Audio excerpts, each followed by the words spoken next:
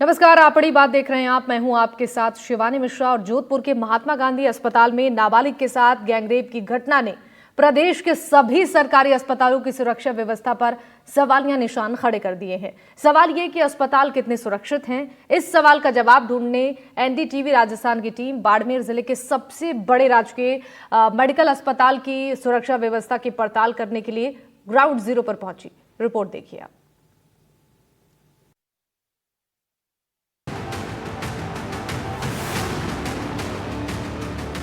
जोधपुर के महात्मा गांधी अस्पताल में एक 15 साल की मासूम नाबालिग के साथ दुष्कर्म की घटना ने पूरे राज्य को जो है झकझोर के रख दिया है। आप देखिए, दूर तक जहां तक नजर जाए कहीं भी कुछ नहीं दिखाई दे रहा है। कंडीशन वैसी की वैसी है, न सिक्योरिटी गार्ड बढ़ा है। पर्सनली डॉक्टर्स के लिए सेफ नहीं है। अब तो आपने देख लिया, बच्ची तो 15 ईयर ओल्ड माइनर थी, उसके लिए भी सेफ नहीं है, तो फिर हम क्या एक्सपेक्ट कर सकते हैं। बिना गार्ड के भगवान भरोसे ही सुरक्षा हो रही है। एक बार विजिट करके ये देख रहे हैं कौन कौन से पॉइंट है जहाँ पे हमको लगता है कि लाइट की व्यवस्था की ज़रूरत है, जहाँ पॉइंट है हमारे को कैमरे की ज़रूरत है।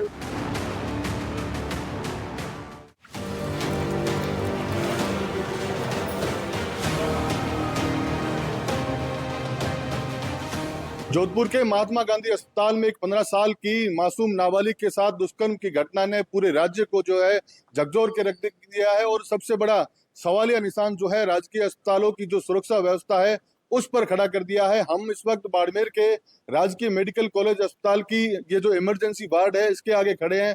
देखिए, यहाँ किसी भी प्रकार की जो सिक्योरिटी व्यवस्था है वो हमें नजर नहीं आती। कोई भी गार्ड जो है यहाँ पर हमें नजर नहीं आया। हम लोग अंदर भी चलेंगे और जानेंगे कि किस तरह की व्यवस्था है, किस तरह से जो सिक्योरिटी व्यवस्था है वो मैनेज करते हैं। यहाँ का नर्सिंग स्टाफ है, इनसे भी बात करेंगे। भैया, क्या वो कहाँ सिक्योरिटी गार्ड कहाँ है? गार्ड यहीं पे है ना। कहाँ है? अभी बाहर खड़े थे, ये रहे गार्ड। अच्छा, आप गार्ड हैं, तो आप कहीं नजर तो नहीं आए? मैं बाहर गया था, खाना लेने गया था। अच्छा, तो फिर आप खाना लेने गए तब तक पीछे कोई चोरी वोरी की घटना हो जाए तो फिर उसका? नहीं, मेरा आज लगी हुई। तो कई बार यहाँ जो है मोबाइल चोरी की घटनाएं सामने आती है, तो क्या ढंग से होती नहीं है यहाँ पर जो देखभाल है या जो रात को जो व्यवस्था है वो तो मेरे को पता नहीं। मेरी इमरजेंसी जैसे है, लेबर है, वार्ड दिया हुआ है, मेरे को मालूम नहीं है। अच्छा, लेबर रूम के अंदर ही होती है सबसे बड़ी घटनाएं जो होती है, जो चोरी की होती है? लेबर में जैसे दो गार्ड है, लेडीज अलग है, जेंट्स अलग है। वही है कि आज इधर बोला था तो इधर कोई स्टाफ था नहीं, तो मेरे को इधर। अच्छा, आपकी वर्दी कहाँ है? वर्दी है, भीग गई थी, बना बना दी है, नया ठेका हुआ है। देखिए, जब हम लोग यहाँ पर पहुंचे तो किसी भी तरह का कोई सुरक्षा गार्ड या सुरक्षा व्यवस्था नहीं थी। जो डॉक्टर है वो खुद हमसे उलझते हुए नजर आए थे। अभी अभी ये गार्ड जो है यहाँ पहुंचे हैं, कह रहे हैं कि मैं यहाँ की सुरक्षा व्यवस्था देखता हूँ, लेकिन किसी भी तरह की जो है ये सुरक्षा व्यवस्था देखते हुए हमें नजर नहीं आते।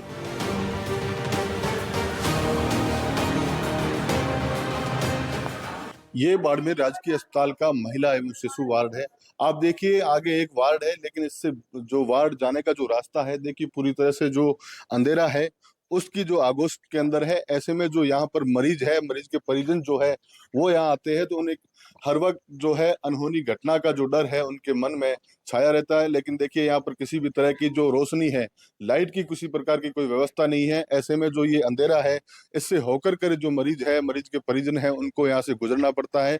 लोगों को आमतौर पर यहाँ पर जो है बच्चा चोरी एवं मोबाइल चोरी होने की जो घटनाएं हैं उसका जो डर है हमेशा मन के अंदर लगा रहता है।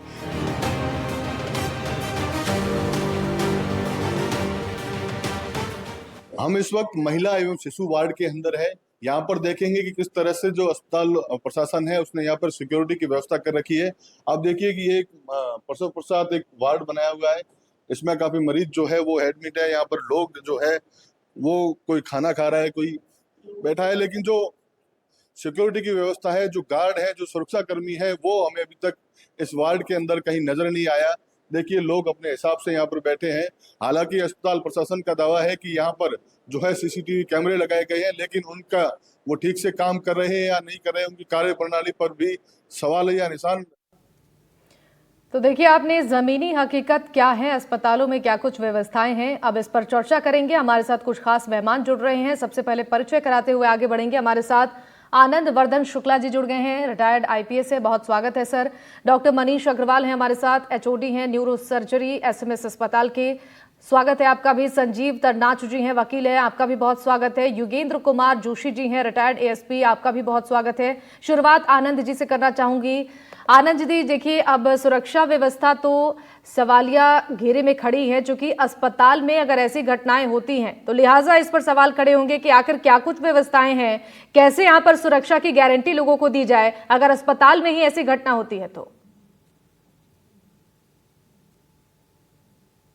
रिपोर्टर ने बात की एक सिक्योरिटी वाले से, वो सिक्योरिटी वाला कम और बाउंसर ज्यादा लग रहा था। तो जो ये सरकारी अस्पतालों का हाल है, प्राइवेट में तो चलो फिर भी कुछ कुछ ठीक है, बेटर है। अगर सिक्योरिटी व्यवस्था इनकी इंटरनल अच्छी नहीं होगी तो आप देख सकते किस तरह से कोने कोने में इधर उधर अंधेरा है सब तरह। अब जिस तरह की घटना जोधपुर में घटी है, निश्चित उस अस्पताल का जो इंटरनल सिक्योरिटी सिस्टम है वो तो डिफॉल्ट पे है ही।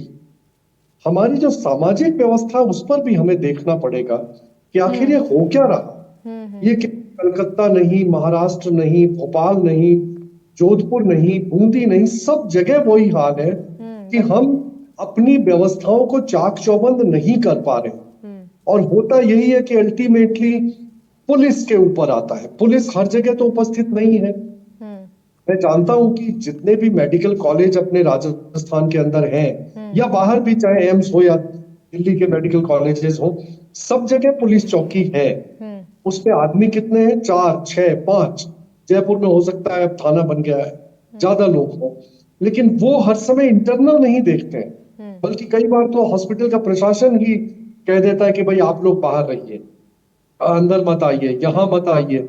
तो जो उनका इंटरनल सिक्योरिटी सिस्टम है वो तो कम से कम इतना चाक चौबंद होना चाहिए। तो ये आपने अभी महसूस भी किया, आपके पत्रकार ने सब जगह राउंड लेकर के दिखाया आपको कि क्या हालत है, कैसी अवस्था है। तो जिस तरह की घटनाएं घट रही हैं, प्लीज अस्पताल का प्रशासन अगर मेरी बात सुन रहा है तो जाग जाए, यही वो टाइम है। अदरवाइज आप फिर रोज शिकायत करते हैं कि मैन हैंडलिंग होती है, पब्लिक डॉक्टर्स के साथ मिसबिहेव करती है। मैं उसका समर्थक नहीं हूं, बहुत गलत हो रहा है। डॉक्टरों की सुरक्षा बहुत बहुत जरूरी है, लेकिन अपने सिस्टम को सुधारने के लिए जरूर प्रयास करना चाहिए, बिल्कुल प्रयास करना चाहिए। बिल्कुल ठीक है, डॉक्टर मनीष के पास चलेंगे। मनीष जी देखिए, ये जो घटना है लिहाजा इससे अस्पताल प्रशासन पर भी सवाल खड़े हो रहे हैं कि अस्पताल में आखिर व्यवस्थाएं क्यों नहीं थी। हमारे रिपोर्टर्स भी पहुंचे थे ग्राउंड जीरो पर, उन्होंने पहुंचकर वहां का जायजा लिया। साफ तौर पर यह देखने को मिला कोई सिक्योरिटी गार्ड वहां पर नहीं, अंधेरे हैं, लाइट्स की भी व्यवस्था नहीं है वहां पर, सीसीटीवी कैमरे भी वहां पर सही से नहीं लगाए गए हैं। आखिर इतनी बड़ी लापरवाही क्यों? ऐसी घटनाओं को अंजाम देने के लिए आप लोग मौका क्यों दे रहे हैं? व्यवस्थाएं आखिर अस्पतालों में ठीक से क्यों नहीं की जा रही है? नमस्कार मैडम जी देखिए मैडम, अस्पताल की व्यवस्थाओं की जहां तक स्थिति है तो वो हम सभी मानते हैं इस चीज को कि व्यवस्था काफी हद तक ठीक नहीं है और उनमें सुधार की आवश्यकता है। और सुधार के लिए कम से कम जयपुर के बारे में मैं कह सकता हूं हम बहुत ही गंभीर हैं। गार्डों की समस्या है, गार्डों के लिए भी बहुत गंभीर है और प्रशासन हर तरीके से सुरक्षा प्रदान करने की कोशिश करता है, डॉक्टर्स को भी, मरीजों को और उनके परिजनों को भी। परंतु क्या ये एक अपनी सामाजिक व्यवस्था पे प्रश्न चिन्ह नहीं है कि सफाई कर्मचारी एक नाबालिग के साथ रेप कर रहे हैं? अपने को ये सामाजिक व्यवस्था भी तो देखनी होगी कि इस तरह की चीजें, इस तरह की घटनाएं होती क्यों हैं। इस सामाजिक व्यवस्था को भी अपने को इम्प्रूव करना पड़ेगा। सुरक्षा व्यवस्था एक प्रश्न है, सुरक्षा व्यवस्था होनी चाहिए और उसके लिए प्रशासन गंभीरता से प्रयास कर रहा है। गार्ड जितने हमने कॉन्ट्रैक्ट पे ले रखे हैं उतनी गार्ड की एजेंसीज अवेलेबल नहीं करा पाती गार्ड। हम उनके ऊपर पेनल्टीज लगाते हैं, वो कहते हैं साहब आदमी नहीं है हमारे पास गार्ड लाने के लिए। अब बताइए इस समस्या का कैसे समाधान करें? वो कहते हैं कि साहब जो आपने रेट दे रखी है गार्ड की, उस रेट में गार्ड काम नहीं करना चाहते, तो उसके लिए हमें सरकार को प्रस्ताव बना के देना पड़ता है। सरकार उसको अप्रूव करके दे कि भाई इनकी रेट बढ़ाई जाए। तो प्रशासन अपनी तरफ से पूरा प्रयासरत है कि किसी भी तरीके से सुरक्षा व्यवस्था चाक चौबंद होनी ही चाहिए, इसमें कोई संशय नहीं। ठीक है, संजीव जी के पास चलते हैं। संजीव जी देखिए, लगातार हम खबरें दिखा रहे हैं दर्शकों तक। जोधपुर की कई हमने खबरें कल भी दिखाई थी, एक नहीं दो नहीं बल्कि चार ऐसी घटनाएं निकलकर सामने आई हैं। आखिर कोई ऐसी ठोस कदम क्यों नहीं उठाए जा रहे हैं ताकि आरोपियों को इसको लेकर थोड़ी उनके अंदर डर हो, चूंकि जिस तरीके से बेखौफ होकर नाबालिग के साथ दुष्कर्म की वारदात को अंजाम दिया जा रहा है, समाज पर तो सवाल खड़े ही हो रहे हैं, लेकिन प्रशासन पर भी सवाल खड़े हो रहे हैं, अस्पताल प्रबंधन पर भी सवाल खड़े हो रहे हैं। कोई ठोस कदम उठाने की जरूरत है ऐसी घटनाओं पर रोक लगाने के लिए। देखिए शिवानी जी, ठोस कदम उठाने की जरूरत है। देखिए हमें, अगर हम अच्छे कानून बना लेते हैं, क्योंकि अगर आप देखिए जिस तरीके से नए क्रिमिनल लॉज आए थे, जिस तरीके से कानून व्यवस्था को सशक्त करने की कोशिश की गई है, बट हमें ये देखना पड़ेगा कि उन कानूनों का जो पालन है, मतलब जो एग्जीक्यूशन है, वो किस तरीके से हो रहा है। पुलिस अपना काम ढंग से कर रही है या नहीं कर रही, उसके बाद जो आरोपी पुलिस ने पकड़े हैं उनको कोर्ट में जाकर के सजा मिल रही है या नहीं मिल रही। अगर 2 साल 3 साल अगर ट्रायल चलने के बावजूद अगर वो मुलजिम छूट जाता है, तो ये पूरा का पूरा जो हमारा कानूनी व्यवस्था उसका मजाक बनाना और किरकिरी उड़ाने जैसा हो जाता है। बिल्कुल। तो सब लोगों को अपनी अपनी जिम्मेदारी समझनी पड़ेगी, अस्पताल प्रशासन को भी जिम्मेदारी समझनी पड़ेगी, पुलिस को भी समझनी पड़ेगी, और कानून व्यवस्था बनाए रखने के लिए जो हमारा जुडिशियल सिस्टम है उनको भी समझना पड़ेगा कि जिस तरीके से उनके पास जिस तरीके से कोई भी केस आता है तो उसमें तारीखें ना दी जाए। कानून व्यवस्था को जितना कट शॉर्ट किया जाए और जितनी तेजी से काम होगा उतना ज्यादा बेहतर रहेगा। तो ये सब लोगों की जिम्मेदारी है। कलेक्टिव एफर्ट के तहत ये सारी की सारी चीजें पॉसिबल हो सकती हैं। उससे पहले ऐसी चीजों को पॉसिबल करने का जो हम सपना देखते हैं कि अब, क्योंकि देखिए 2012 के अंदर जिस तरीके से घटना हुई और उसके बाद क्रिमिनल लॉज के अंदर अमेंडमेंट किया गया, रेप की डेफिनेशन को वाइडर किया गया, महिलाओं के लिए 354 के अंदर अमेंडमेंट्स किए गए, A, B, C, D करके पार्ट्स बनाए गए, रेप की जो सजा थी उसको बढ़ाया गया। बट उससे हुआ क्या? रेप होना बंद हो गए? नहीं, उसके बाद भी रेप हुए, जघन्य अपराध हुए। इस तरीके से आप देखेंगे कोलकाता के अंदर जिस तरीके से डॉक्टर साहब के साथ जिस तरीके से घिनौना काम किया गया, उसके बाद उनकी हत्या की गई, उसके बाद सुप्रीम कोर्ट ने सुओ मोटो एक्शन लिया, उसके बाद नेशनल टास्क फोर्स का गठन किया गया, और उसके बाद आप देखिए दोबारा से अगर देखें राजस्थान के अंदर ये घटना सुनने को मिल रही है। तो ये चीजें रुक नहीं रही। ये कलेक्टिव एफर्ट सब लोगों का होना चाहिए। इसमें हम सिर्फ एक चीज के ऊपर नहीं डाल सकते कि कोर्ट की जिम्मेदारी है या पुलिस की जिम्मेदारी है। सब लोगों को कलेक्टिव एफर्ट करने पड़ेंगे, तभी जाकर के ऐसी घटनाएं रुकेंगी, अन्यथा ऐसी घटनाएं हमें रोज सुनने को मिलेंगी। बिल्कुल। और हमारे देश की महिलाएं, हमारे देश की जो बेटियां हैं, उनके साथ इस तरीके के घटिया काम होते रहेंगे, और जो लोग उनके साथ इस तरीके की घटिया शर्मनाक हरकत करते रहते हैं वो कोर्ट से बाइज्जत बरी भी हो जाएंगे। तो ये सब लोगों के कलेक्टिव एफर्ट होने चाहिए, जिससे कि जिन लोगों ने ऐसा घिनौना काम किया है उन लोगों को सजा मिले, जिससे कि जो कन्विक्शन रेट है उसमें इजाफा हो, और आने वाले समय के अंदर कोई ऐसे काम करने से पहले 100 बार सोचे। बिल्कुल बिल्कुल सही कहा आपने। योगेंद्र जी को इसमें जोड़ते हुए मैं आगे बढ़ना चाहूंगी। योगेंद्र जी, कोलकाता की घटना के बाद भी सबक नहीं ली गई, अस्पताल ही सुरक्षित नहीं है। सरकारी अस्पताल में अगर ऐसी घटना होती है तो लाजमी है कि लोगों के मन में अब अस्पताल की सुरक्षा व्यवस्था को लेकर संशय पैदा होगा, प्रशासन पर भी सवाल खड़े होंगे। कोई ठोस कदम क्यों नहीं उठाया जा रहा है? लगातार ऐसी घटनाएं क्यों बढ़ती जा रही हैं? एक के बाद एक ऐसी घटना हो रही है, लेकिन कोई ऐसा ठोस कदम नहीं उठाया जा रहा है ताकि अपराधियों के मन में भी खौफ पैदा हो। युवल जी, आपने अभी देखा होगा कि आपका एक रिपोर्टर अस्पताल में गया और वहाँ सुरक्षा कर्मी को उसने तलाश किया, तो जो सुरक्षा कर्मी आया, क्या आप यूनिफॉर्म में था? वो नहीं, वो यूनिफॉर्म में नहीं था। नहीं। अब मुझे बताइए, एक दूसरे के ऊपर दोषारोपण करते हैं कि न्यायपालिका ये कर ले, पुलिस ये कर ले, समाज ये कर ले, वो कर ले, लेकिन जिस चीज से इन सब चीजों पर चलता किससे? ये हमारी जो राजनीतिक इच्छा शक्ति है ना, उससे समाज चल रहा है। समाज सुधारक तो आजकल है नहीं कोई भी। आप देखे थे पहले कि बाल विवाह के लिए समाज सुधारक पैदा हुए थे, लेकिन क्या बाल विवाह रुके क्या? अभी तक बाल विवाह नहीं रुके, अभी भी हो रहे हैं। मेरा कहना यह है कि जो हमारी राजनीतिक पार्टियां हैं, ये जब इस प्रकार की जब घटनाएं हो जाती हैं तो एक दूसरे के ऊपर आक्षेप लगाती है, एक दूसरे पे तोहमत लगाती है, एक दूसरे के ऊपर राजनीतिक हस्तक्षेप का वो लगाती है, जैसे कलकत्ता में चल रहा है अभी। तो मेरा कहना है कि राजनीतिक, अब हमारे यहाँ ये हो गया कि जो राजनीतिक पार्टियां हैं इनको भी समाज के अंदर जाना पड़ेगा और इनको सामाजिक कार्य भी करने पड़ेंगे। खाली वोट लेना, सड़क की रिपेयर करा लेना, नल लगवा लेना, 1000 रुपए उसके अकाउंट में डलवा लेना, बिजली फ्री दे देना, ये नहीं, ये सब बंद करना पड़ेगा। और ये एक दूसरे पे तू मैं करते हैं, ये भी बंद करना पड़ेगा। तीसरा ये है कि आप कानून को बदल लो, आप सब कुछ कर सकते हो। अब मुझे बताइए, कोर्ट हमारे यहाँ है नहीं, इतने न्यायाधीश हमारे यहाँ है नहीं, न्यायाधीशों की पूर्ति नहीं कर रहे ये राजनेता। देखिए शिवानी जी, मुझे बड़ा शर्म की बात है कि 50 उच्च न्यायालय के न्यायाधीश जयपुर में होने चाहिए, यहाँ नहीं है। तो ये राजनीतिक लोग जो है, पुलिस की जो भर्तियां हैं उनको पूरी नहीं करते, पुलिस के संसाधन पूरे नहीं करते। अब नया एक्ट बनाया है कि साहब एफएसएल जांच रिपोर्ट एफएसएल से मिलनी चाहिए हर अपराध के अंदर, जो भी गंभीर प्रकृति का अपराध है, पोक्सो वाला है या ये। लेकिन देखिए अभी भी इसमें टाइम नहीं निश्चित किया गया है कि साहब 7 दिन में रिपोर्ट देगा। क्यों? क्योंकि इनको पता है राजनीतिक लोगों को कि हमारे एफएसएल की स्थिति बड़ी खराब है। एक एफएसएल की यूनिट है और कोई है नहीं, सामान इनके पास है नहीं, इनके पास व्यवस्थाएं पूरी है नहीं। तो ये नए नए कानून ला करके कोई तमाशा करने की कोई आवश्यकता नहीं है। ये मैं कह रहा हूं आपसे, मैं आपके टीवी चैनल के माध्यम से, ये वकील साहब भी बैठे हैं, क्या देखिए, क्या जजों वहां जाते हैं न्यायालय में, तारीखों पे तारीखें, तारीखों पे तारीखें, कोई सुनवाई होती है क्या? मेरा एक केस चल रहा है जिसके अंदर 1 साल में 2 या 3 पेशियां पड़ी है। क्या तो फिर कैसे न्याय होगा? क्योंकि जज नहीं है, जज छुट्टी पे चले जाते हैं। आप मतलब आपको जितने अपराध हो रहे हैं उन अपराधों के तुलना में न्यायाधीशों की संख्या बढ़ानी पड़ेगी, आपने को जजों की संख्या बढ़ानी पड़ेगी, अपने को न्यायालय नहीं है।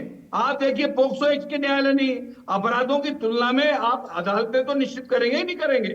लेकिन नहीं है, डिस्ट्रिक्ट कोर्ट से जो भी अपील जाती है हाई कोर्ट में 2-2, 5-5 साल तक सुनवाई नहीं होती। अरे भाई हाई कोर्ट इतने से ही क्यों है? तो आप 4 हाई कोर्ट क्यों नहीं करते, 6 हाई कोर्ट क्यों नहीं करते? उसमें क्या प्रॉब्लम है? पैसे इनके पास हैं, पैसे लगाएंगे दुनिया भर में, बिजली फ्री, नल फ्री, 1000 रुपए घर में फ्री, कन्यादान फ्री। अरे भाई हर चीजें फ्री कर रहे हो, आप कम से कम जो आवश्यकता की चीजें उनकी तो पूर्ति कर लो। लेकिन उनकी पूर्ति नहीं करेंगे, सारे परेशान है, पुलिस परेशान है, एक सिपाही एक अधिकारी 24 घंटे काम करता है, वो अनुसंधान कैसे करेगा? अब आपने नया कानून ला दिया कि साहब मौके पर वीडियोग्राफी करेगा। शिवानी जी, पुलिस मौके पे ठुकेगी, करके देख लेना वीडियोग्राफी। कहीं घटना स्थल पर वीडियोग्राफी करने लगे ना, वहां मौका मुआयना बनाने लग गए। हमने बना के देख लिए मौके मुआयने, घटना स्थल पर मौका मुआयना नहीं बनाया जा सकता, नहीं तो भीड़ आपके कपड़े फाड़ देती है, ये मैंने देखे हैं। तो अगर आपने कानून में परिवर्तन किए हैं, अगर आपने सब चीजों में, तो संसाधन में भी परिवर्तन करिए, व्यवस्था बनाइए। जब तक आप व्यवस्था नहीं बनाएंगे, जब तक सुधार नहीं होगा और इस प्रकार से अपराध होते रहेंगे। अब देखिए 1986 में राजस्थान हाई कोर्ट ने लक्ष्मी देवी के मामले में हाई कोर्ट ने कहा था कि इस व्यक्ति ने इतना घृणित अपराध किया है कि इसको सरेआम फांसी दी जाए। लेकिन उसी केस में सुप्रीम कोर्ट ने अनुच्छेद 21 की पालना कराते हुए ये कहा है कि नहीं, हमारे संविधान में ये चीज नहीं है। आप बताइए, जब अपराधी अपराध करता है तो सार्वजनिक हो जाती है बातें, सजा मिलती है तो सजा में सार्वजनिक नहीं होती। आप वहां जाइए जेलों में, जेल जो है सुखी, वहां आनंद प्राप्त करिए जेलों में से। जेलों में आपको कोई तकलीफ नहीं होती है, कोई आपसे घट्टी नहीं पिसाई जाती, कोई पत्थर नहीं तुड़ाए जाते हैं, वो तो बढ़िया जेल जाते हैं, वहां एंजॉय करते हैं। और जिस अपराधी के पास पैसा है, जिसके पास संसाधन है, जिसके पास राजनीतिक पहुंच है, वो जेल में एंजॉय कर रहा है। तो ये ठीक कह रहे हैं आप, बिल्कुल सही कह रहे हैं आप जोशी जी। हाँ। अगर सुधार नहीं करेंगे तो इस प्रकार की घटनाएं रोज होती रहेंगी। बिल्कुल बिल्कुल सही कहा आपने, इससे मैं सहमत भी हूँ। आनंद वर्धन जी को मैं इसमें जोड़ना चाहूंगी। आनंद जी, देखिए बिल्कुल सही कहा जोशी जी ने कि जैसे कानून तो बनाए जा रहे हैं व्यवस्थाओं के लिए, जो पॉलिटिकल पार्टियां हैं वो भी वादे और दावे करती हैं। महिलाओं की सुरक्षा का मुद्दा हमने देखा है सबसे ज्यादा प्रमुखता के साथ सभी लोग उठाते हैं, लेकिन बात जब जमीनी स्तर की होती है तो हकीकत तो कुछ और है ना। लगातार ऐसी घटनाएं हो रही हैं, तो लिहाजा इसको लेकर सवाल तो खड़े होंगे ना, और हर किसी पर सवाल खड़े होंगे, सिर्फ अस्पताल प्रबंधन पर ही नहीं बल्कि प्रशासन पर भी सवाल खड़े होंगे कि आखिर व्यवस्थाओं को दुरुस्त करने में कहाँ कमी हो रही है, क्यों ऐसी घटनाएं बढ़ रही हैं। जी बिल्कुल। सबसे अच्छी बात वकील साहब ने कही ना, डॉक्टर साहब ने कही ना, कि जो सामाजिक व्यवस्था उसको भी देखना पड़ेगा ना। ठीक है, पुलिस प्रशासन के ऊपर भी है, सब जगह जहां जहां आवश्यकता होती है जाते हैं। योगेंद्र जी बहुत अपना अच्छा कंसर्न बता रहे थे कि केवल एक तरफा से काम नहीं होगा, सब तरफ, जैसे अस्पताल की जो सुरक्षा व्यवस्था जिसकी बात कर रहे थे, आपके पत्रकार ने देख लिया कैसी सुरक्षा व्यवस्था है, डॉक्टर्स के साथ कैसा हुआ है कलकत्ता का। होता यही है कि हम जब जब जो घटना घटती है उसकी चर्चा कर लेते हैं, सरकार की आलोचना कर लेते हैं। महाराष्ट्र में है तो वहां का विरोधी दल बुराई करेगा, बंगाल में है तो वहां का विरोधी दल, राजस्थान में तो यहाँ का, लेकिन ये कुछ होता नहीं है, सबको मिलके विचार करना पड़ेगा। यहाँ पर देखिए अपोजिशन और रूलिंग पार्टी की बात नहीं करनी है, जरा जरा सी बात पे पॉलिटिकल माइलेज देने की बात नहीं करनी। जो हमारी व्यवस्था है वो लचर है, बिल्कुल शोचनीय है, इस पर विचार करना जरूरी है। बहुत अच्छी बात कही पैनल के सभी लोगों ने ये बात कही कि आखिर कब तक इस तरह हम टालते रहेंगे। अब जहां पर नहीं है जो व्यवस्था उसको बनाना पड़ेगा, उसको देखना पड़ेगा, लोगों को विचार करना पड़ेगा, डॉक्टर्स को भी विचार करना पड़ेगा। तो अल्टीमेटली खाली आलोचना करने से कुछ नहीं होगा। आप आंदोलन कर लीजिए, सड़क पे 1 लाख आदमी उतार लीजिए, कलकत्ता में आपने देखा कल और आज, इससे कोई समाधान थोड़ी होने वाला है।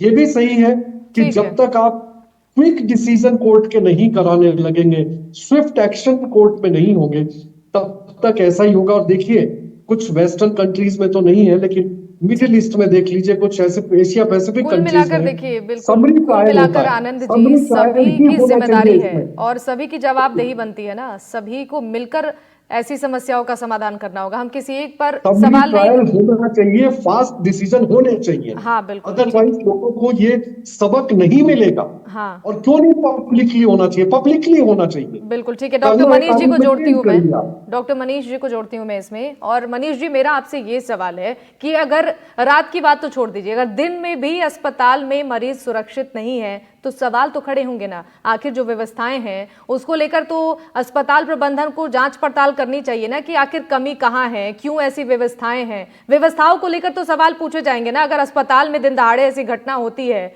नाबालिग के साथ दुष्कर्म होता है, तो अस्पताल प्रबंधन को इसकी जवाबदेही देनी पड़ेगी ना। इस पर जवाब तो देना पड़ेगा कि व्यवस्थाओं में आखिर कमी होने के बावजूद भी आप लोग चुप बैठे हैं। चुप नहीं बैठे मैडम, बिल्कुल जवाब देने को तैयार हैं। जो स्थिति है वो सब सामने है और मेरे को नहीं लगता कि प्रशासन इससे अवगत नहीं है। पूरा प्रशासन हॉस्पिटल का इस चीज से अवगत है कि स्थिति बहुत ही जर्जर है और स्थिति में सुधार की जरूरत है। शुक्ला साहब ने ठीक कहा, सभी की जिम्मेदारी है और सभी को अपने आप में झांक करके देखना पड़ेगा कि हमें कैसे इम्प्रूव करना है। पूरा सिस्टम जो है उसको इम्प्रूव होने की जरूरत है, इसमें कोई शक नहीं कि जवाब बिल्कुल देना पड़ेगा और जवाब देना चाहिए और जवाब सिस्टम को इम्प्रूव करके ही दिया जा सकता है।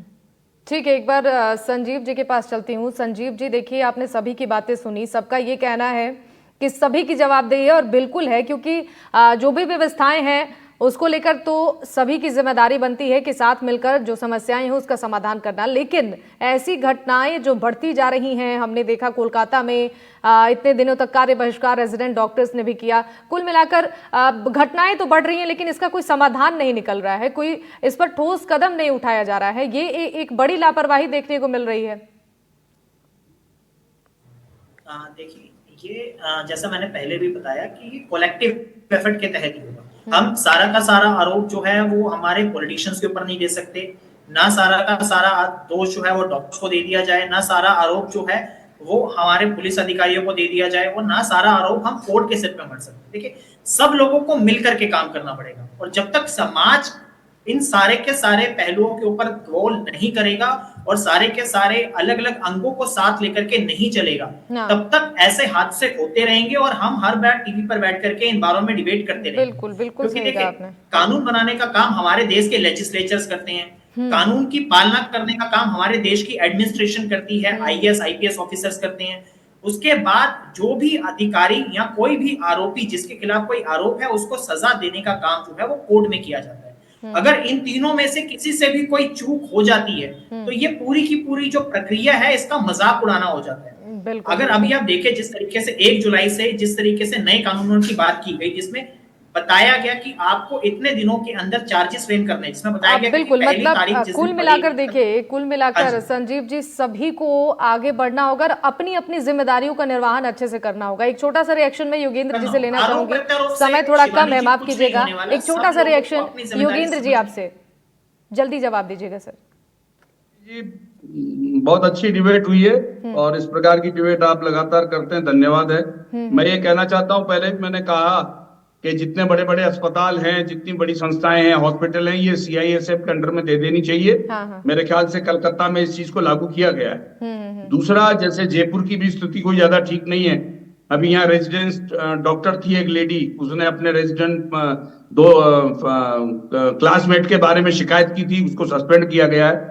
तो कुल मिलाकर के जो सुपरवाइजरी अधिकारी हैं, जिस भी विभाग के सुपरवाइजरी अधिकारी हैं, ये उनकी जिम्मेदारी बनती है और उनके ऊपर भी आक्षेप आना चाहिए। अगर वो नहीं संभाल पाते हैं तो वो अपना त्याग पत्र दें, अपने घर चले जाएं। बिल्कुल, पद पे एकदम लगने सही का कहा बहुत शौक आपने। है, राजनीतिक नियुक्तियां करा लेंगे, प्रिंसिपल बन जाएंगे, वाइस चांसलर बन जाएंगे, और आप बताइए फिर उसके बाद में मुझे तो सुपरिंटेंडेंट बना दो अस्पताल का, मुंह रहूंगा या सुपरिंटेंडेंट। लेकिन उनको चौकीदारों का पता नहीं है, कितने चौकीदार हैं, कौन आ रहा है, कौन जा रहा है, उसके लिए इंचार्ज कौन है। तो मेरे कहने का तात्पर्य है कि राजनीतिक नियुक्तियां करके इस प्रकार की जो बातें करते हैं, जो जिम्मेदारी का निर्वहन नहीं करते अस्पतालों में, इनको हटाया जाए। और इसी प्रकार से पुलिस, हाँ बिल्कुल सही कहा आपने और आपकी बात से मैं सहमत भी हूँ। कुल मिलाकर सभी की जिम्मेदारी है, सबकी जवाबदेही भी है और सभी को मिलकर जो कुव्यवस्थाएं हैं उस पर ध्यान देने की जरूरत है। आप सभी का बहुत बहुत शुक्रिया, आप लोग इस डिबेट में जुड़े, अपना कीमती वक्त NDTV राजस्थान के साथ साझा किया।